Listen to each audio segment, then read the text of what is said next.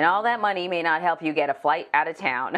In Travel Watch now, people are still dealing with cancellations and delays following the severe winter weather on the East Coast. The storm pummeled Washington, D.C. and dumped record amounts of snow in parts of Virginia, Delaware, and Maryland. The combination of winter weather and the rising number of coronavirus infections led to more than 3,000 U.S. flights being canceled yesterday. So Errol Barnett is following this story for us. Errol, I mean, I'm sure you talked to a lot of sort of grumpy travelers. We spoke about this earlier in the show. We talked about how Canadians are particularly challenged because they need to find COVID tests before they can re-enter the country, which I know because I live that struggle, and it's not so easy now to get a test. How are airlines addressing these staffing shortages?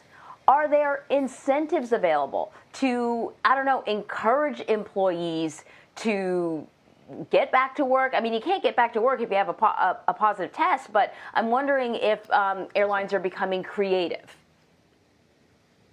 You're exactly right, Anne-Marie. And what gets people motivated more than money? United Airlines announced on Friday that it is incentivizing its pilots to work during this next month, and it is paying them 3 times their base pay in order to do that. Let me quickly just explain why I'm standing next to a highway as I continue to talk to you about airlines. The conditions on the roads is another reason why travelers who are stuck have even fewer options as far as getting home. I'm standing off of the I-95 here in Virginia, a major thoroughfare. Washington, D.C. is just a few miles north of where I am, and major stretches of this highway in both directions were closed overnight because the snowy conditions we saw yesterday have turned into dangerously icy conditions today, and some individuals were stranded on this stretch of highway you see behind me overnight, and so that's why traffic is being diverted off and emergency officials are still trying to get to those who are trapped. But that's just one aspect, as you discuss travel, of the travel difficulties at this point in time. Roads are impassable in some places.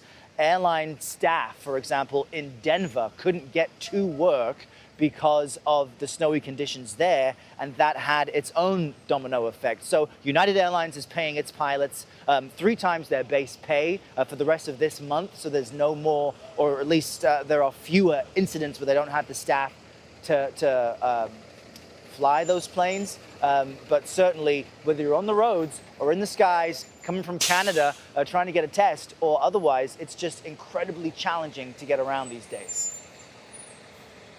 So listen, Errol, you know, we are not just talking in some cases about a delay of several hours or a day. We're talking about, for some people, several days delayed. I'm wondering if there's any recourse for consumers. I know sometimes when it's, the reasons have to do with weather, there's really nothing a consumer can do. But is there any, what about consumer rights? Can you get your money back? Is there anything?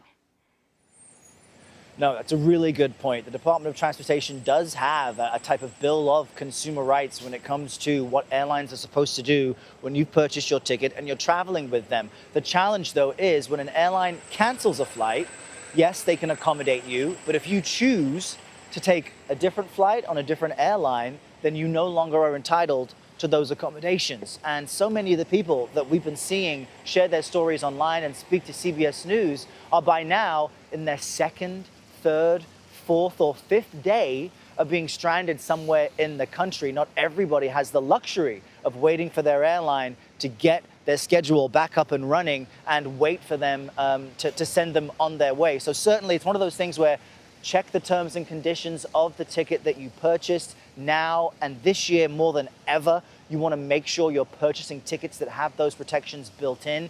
If you are purchasing the cheapest ticket available, that's a tricky thing to do at this time of year, despite people telling you you're the best. It's because weather conditions can quickly scramble airline schedules. Yesterday, we saw more than 3,000 flights across the country canceled. That's the highest one-day total of the holiday season, and today it's already above 1,000. So if you're stuck somewhere in the country right now, investigate and look into the fine print that we all tend to skip when we purchase tickets and look at our invoices, but that will be where the answers are as far as what kind of accommodations you can get. Yeah, that's really good advice, Errol. You know, those cheap tickets are great when you want to get out of town, but sometimes with the discount airlines, you know, part of the reason that they can be so inexpensive is they have kind of a limited number of planes. So as soon as there's kind of one problem, it becomes a huge domino effect very quickly. You don't have a lot of options in terms of planes and staff. And I think yesterday you also suggested, hey, travel insurance would really come in handy. And that's another thing. It doesn't cost very much, and often we just skip that little checkmark box, but it could probably save you a ton of money under circumstances like this.